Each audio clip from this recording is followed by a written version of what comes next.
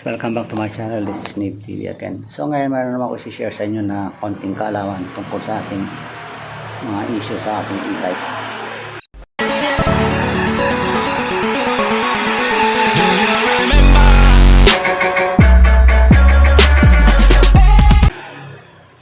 So ito ang problema niya is parang pahinto-hinto ang kanyang andar. Ipakita ko sa inyo muna guys ang ibig ko sabihin. I-on natin. Ayan, naka-on na siya. Ayan. Tapos pag inano ko siya, in-accelerate ko, tingnan nyo yung magiging takbo ng kanyang gulong.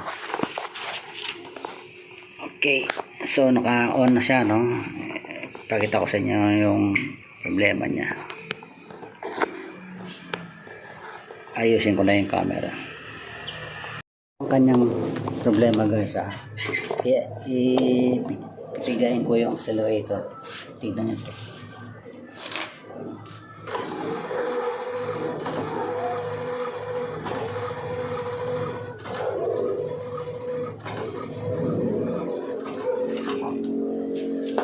So yan ang problem niya. Umaandar siya pero parang lumalagat to. Parang minto sa ng temporarily yung panandali ang hinto tapos andar na naman tapos hinto na naman. So yan ang ating alamin ko anong problema niya. Okay guys, i-check muna natin yung kanyang hall sensor. Baka sakali may problema hall sensor. Okay. Ayan.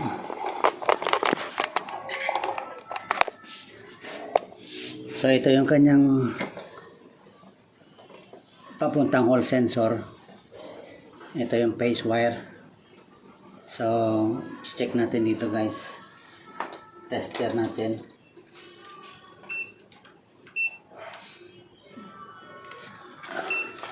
Ilagay natin guys sa diode mode. Ayan, diode. Kasi transistor ang atin i-check kaya kailangan diode mode. So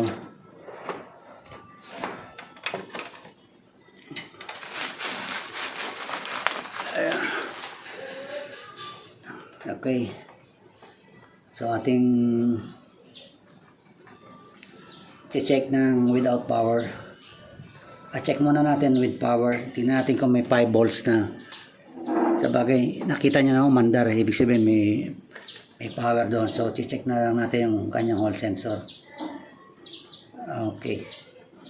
So, tusok natin dito.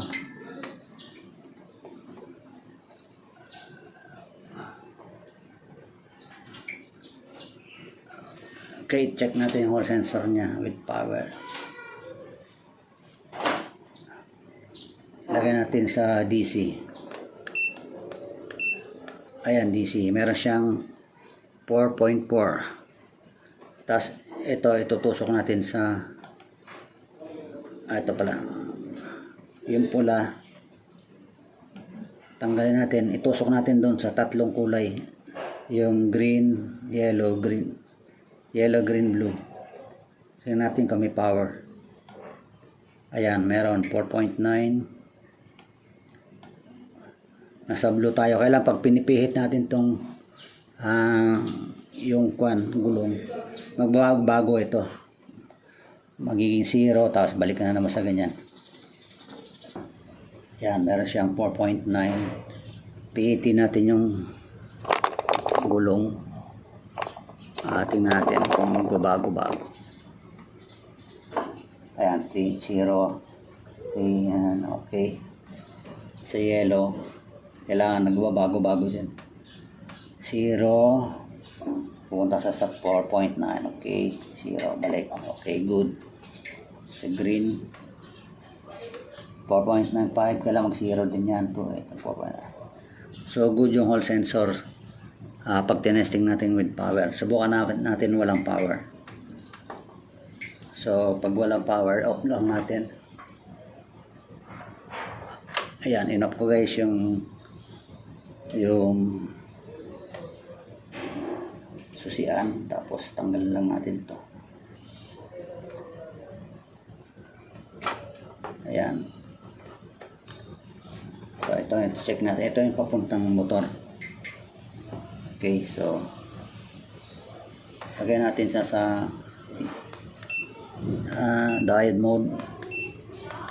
Ayan, diode mode na siya. Lagay natin itong red sa itim sa black wire. Ayan, meron siyang 539. Okay, so good. Sa green 539, sa yellow 539, sa blue 539. So walang problema guys sa kanyang hall sensor, sa kanyang motor. So natin i-check kapag ganyan guys, na good naman yung hall sensor at saka yung kanyang motor, at ganun ang issue niya, yung parang pumapalag yung gulong kanina, parang humihinto momentarily, tas andar na hinto na naman. So ang maaring diferensya ng guys ay yung kanyang battery. So i-check natin yung voltage ng battery. Dito tayo guys sa may battery niya. Taas ko lang guys yung camera. Kaya ngayon guys sa battery, check natin kanyang charge. Tingnan natin kung may problema ba sa charge. Okay, so lagi po sa DC. Check natin yung kanyang reading, baka may problema. Unahin natin ito.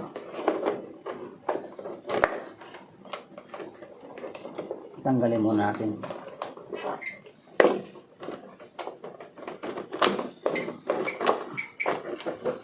Ayan. So yung unahin natin dito. Tingnan nyo guys yung reading.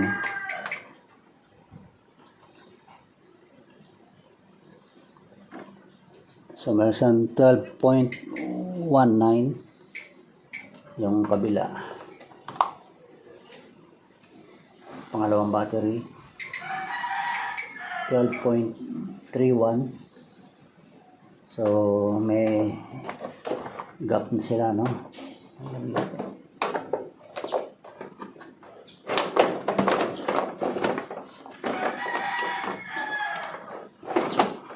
Okay. So ito isang battery. Check natin.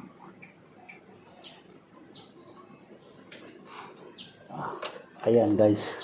Kita niyo yung diferensya. 10.14. So meron isang battery na bagsak ang charge niya, no? 10.14 yung isa, yung kabilang battery.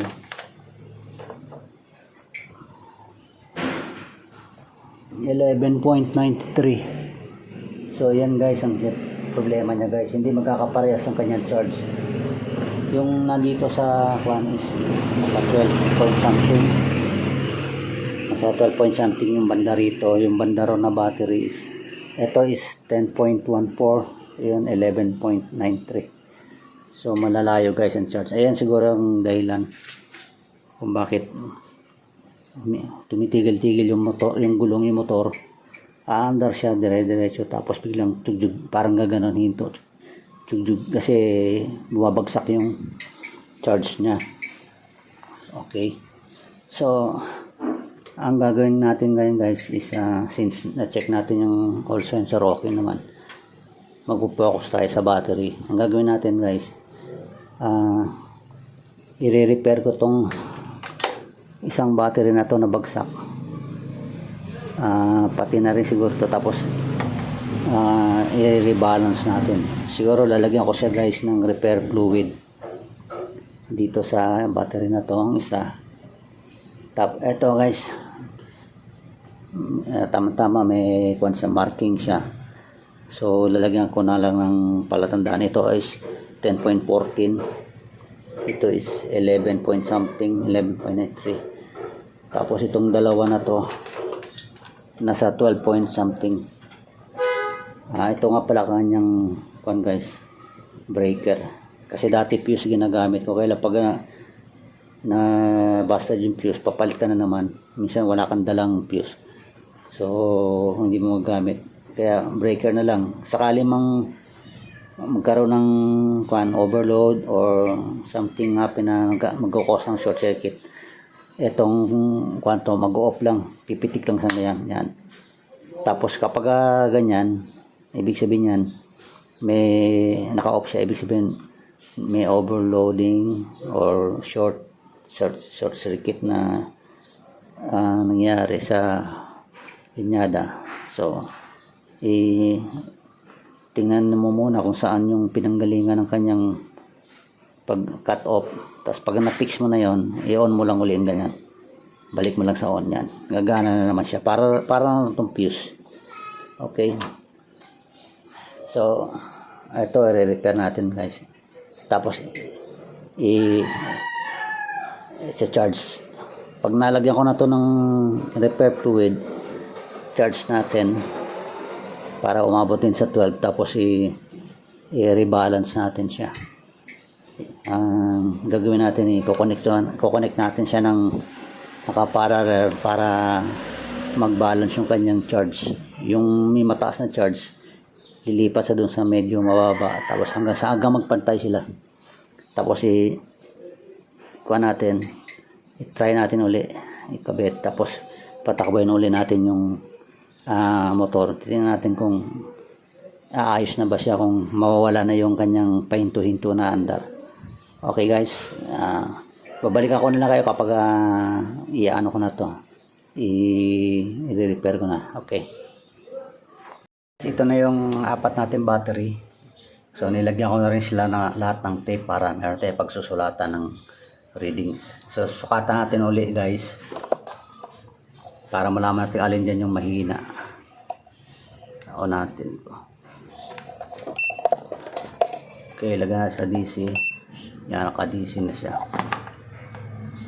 para alam natin yung mga readings. So isa natin dito.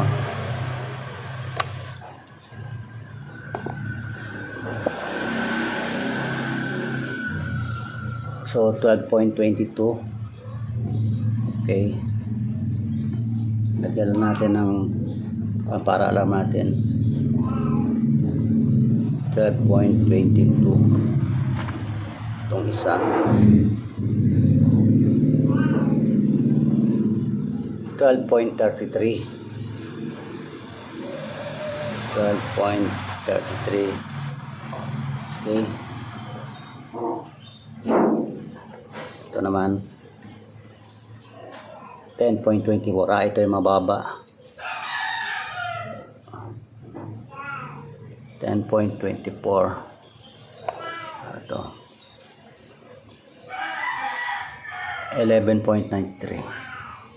So itong dalawa ang medyo mababa, wala pang 12. So ito yung pinakamababa. Ito yung try ko munang lagyan ng repair fluid, tapos i-charge natin sila, i-rebalance natin sila. Tingnan natin kung ano ang kakalabasan. So ito, tabi muna natin itong parehong 12. Ito 11 po na. Ito. So bubuksan natin to guys, para malagyan natin ng battery fluid. So kung nakita nyo guys, yung na to, meron siya ritong parang pwedeng sungkitin. Ayan o. Ayan, kung nakita nyo, para mabuksan natin. Ayan. Dahan-dahan lang guys, kasi cover niya to plastic. Ayan. Tapos sa kabila. Ayan.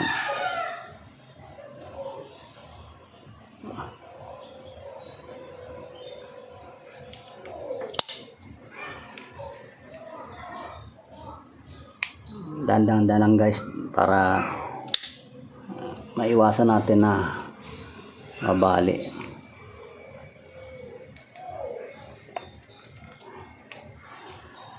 Bali ito nakaglue lang ito, kaya ganyan siya.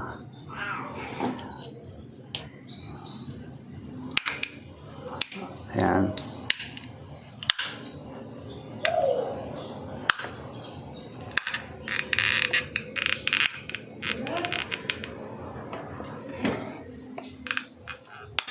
Ayan. Ito yung kanyang battery caps, 1, 2, 3, 6. So medyo may dumi siya rito, no. Lilinisan ko, kunin ko muna guys yung brush panglinis. Okay, babalikan ko kaya. A few moments later.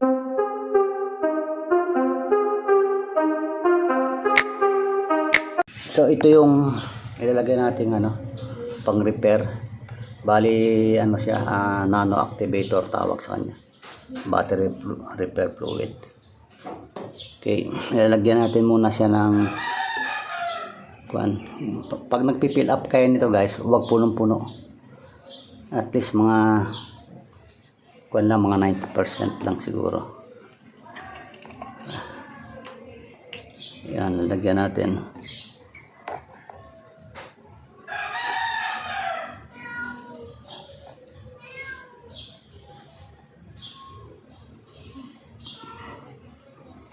Yan.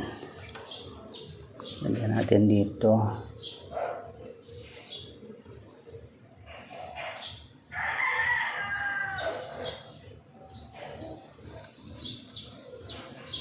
Yan, bali 5 ml lang muna nilagay ko.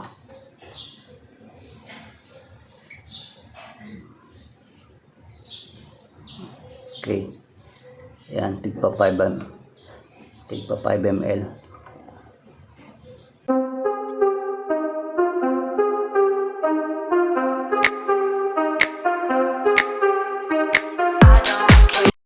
Tabi natin muna to. Tapos itong may 11.93 lang kanina. Subukan natin lagyan din ng 5 ml.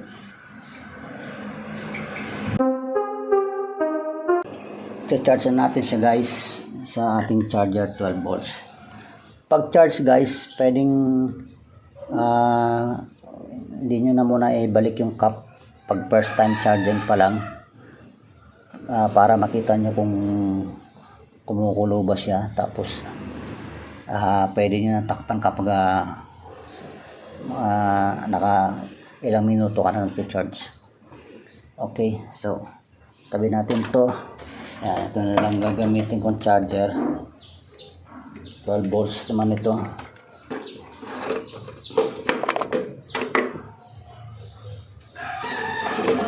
Ayan, ilalagay lang natin guys yung kanyang tornilyo. Siya nga pala, for safety purposes, kailangan meron kayong goggles, o kaya kung hindi pa kayo sanay dyan, kailangan may gloves. Tsaka pag charge, huwag kayo masyadong lapit kasi baka tumilapsik sa mata nyo. Titingnan natin na mag-charge siya, kukulo-kulo siya dyan ng konti, tapos saka natin isara yung cup. Okay, so ito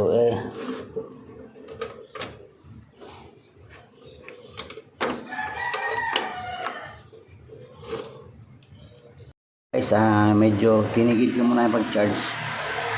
Ito may pinakamababa yung 10.24. Dadagdagan ko pa guys pala ng liquid to, kasi 5 lang nilagay ko, ang dapat mga 10 to kasi masyadong mababa yung kanyang so dadagdagan ko pa guys ng 5 para maging 10 ml siya.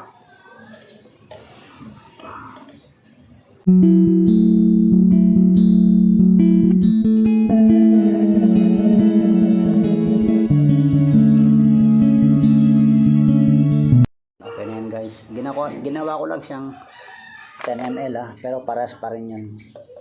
So kinargahan ko ng yung pinakamababa Itong 10.24 ang sukat natin. Kinargaan ko siya ng 10 ml.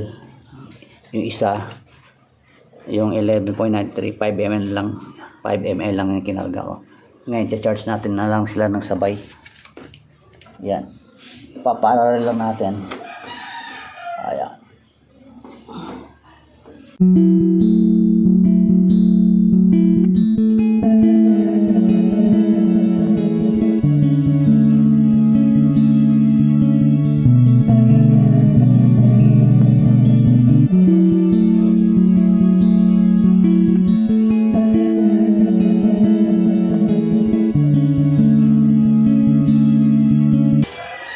Ayan. Ayan, nag-umpisa sa gas yung charge. Nakita niyo ba guys? Ayan. Ayan. Meron siyang charging voltage na 15.2. Sa ngayon, 8.6 amperes ang nilalabas niya para dito sa dalawang nakaparallel na battery. Pag malapit na tayo full charge, bababa na to. Yung kanya ito siguro aabot ng mga 13 something or kwan. Tingnan natin guys. Babalikan ko na lang kayo. Hindi ko na papakita yung pagcha-charge natin para hindi masyado mahaba ang ating video. Okay? Babalikan ko na lang kapag naka full charge na itong dalawa. Bago tayo magre-rebalance. Kasama na yung dalawa pa doon na good. Okay? So ito guys, binalikan ko na after mga 3 to 4 hours. Tingnan natin kung ano na yung kwan na status. Off na natin.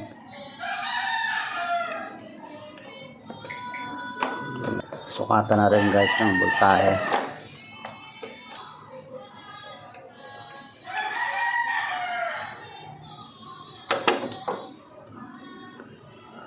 Ito guys yung may 1193. Ayan. 11.93 siya kanina. Tingnan natin kung ilan na siya. Pwede natin lagay yung cup.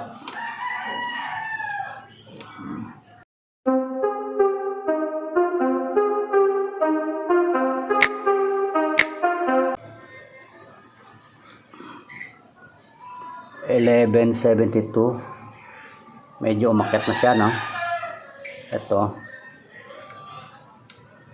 Ito guys, full charge na to, 1304.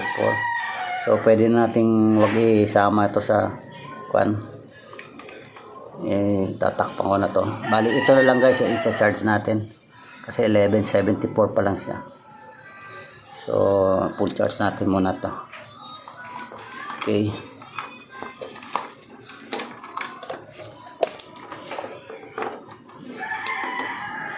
Itong isa, tatabi na natin to.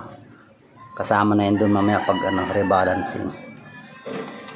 Okay.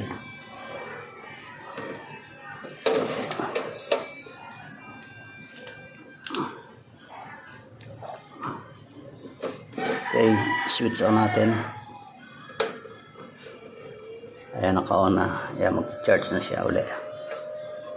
Ayan. So, sandali na lang to. Siguro mga 1 oras na lang to. So, matagal din guys bago na-charge, no? May reading kanina na 1024. Nasa 11 point something na sa kanina. 11.70 plus. So, nagbago guys yung kanyang umakyat siya. Ngayon, pag na full charge na to, i-rebalance natin sila. Sabay-sabay na yung apat. Okay. Wala na una to guys kasi 11.93 na yung reading to kanina. Kaya mauna talaga itong mapu-full charge kaysa dito. Kahit hindi ko na to i-full charge, basta umabot sa ng 12 point something, okay na yan. 5 volts or 12.8 volts, okay na yan. Tapos ko na siyang i-charge. Sukatin natin kung ilan siya ngayon. Ayan.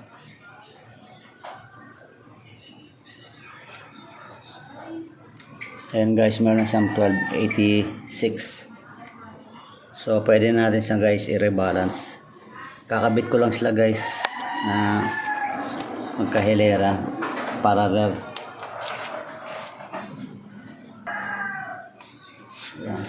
Sila guys, mga nasa 12 point something na. Tabi ko na muna to. Ayan. Ito ay nasa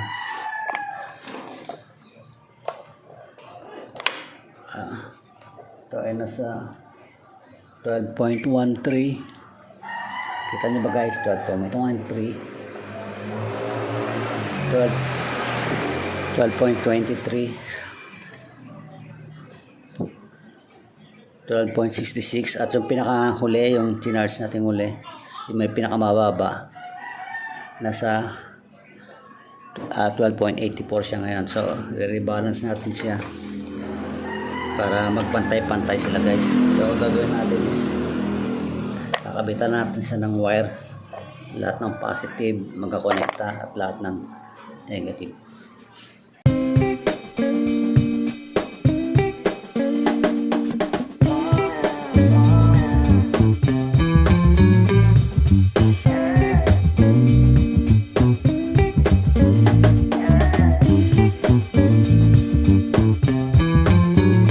A few moments later.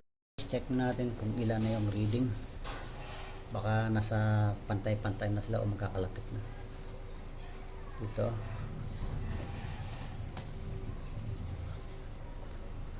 Ito is 12.5. Ito. 12.5. Ito. 12.51. Ayos na, magkakadikit na guys. At 12.54. So okay lang yan guys, pwede na yan. Basta lahat sila nasa sa range na mga 12 volts. Pwede na yan. Kasi itong may 12.54, pag kinabit na natin yan sa motor at pinaandar, mag-ano na yan, magbabalance na yan. So stop na natin guys. Siguro mga 30 minutes ko lang din to rebalance, pero okay na yan, pwede yan. So, tanggalin ko na guys. Nasa kanyang box, i-connect ko na siya guys sa series, papunta dun sa motor. So hindi ko na papakita, sasara ko na muna to. Tapos pag naikabit ko na guys, babalikan ko kaya. Okay, ito naka-series connection na siya. Sabatin natin yung voltahe niya.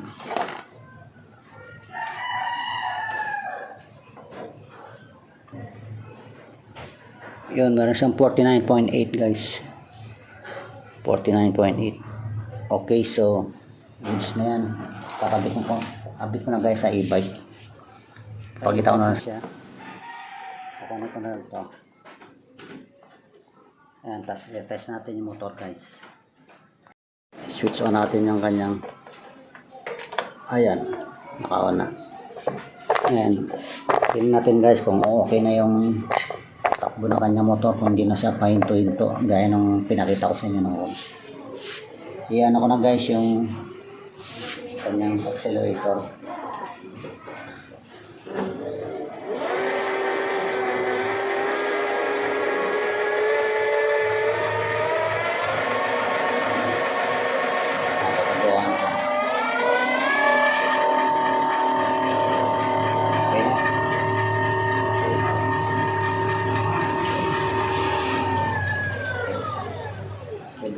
Reverse natin. Kaya, pa-reverse naman.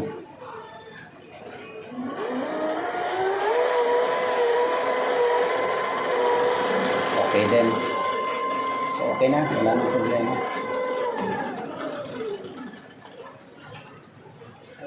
Okay. So, okay na guys. Kung nakita naman ninyo, smooth na yung ikot ng kanyang motor. Hindi na yung pahinto-hinto nung una. So yun lang guys, sana meron akong na-share sa inyo na konting kaalaman. Kung sakaling mangyari sa inyong e-bike, yung nagkakaganon na issue, yung bibilis kasi babagal, parang hinto, makalabog. Unang i-check nyo guys, hall sensor. Pag okay naman yung hall sensor, check nyo guys yung battery, tulad ng ginawa ko. So medyo napahaba guys ang ating video, pero at least marami tayong natutunan paano pag-repair ng battery. Bagsak yung isa, na ihabol natin, na ipantay natin, na rebalance natin, tapos kinabit natin dito at umokay naman, gumana. So ako nagustuhan nyo guys yung aking video, paki-like and share na lang, and subscribe to my channel Live TV, and also press the notification bell para ma-update kayo sa mga susunod ko pa mga video.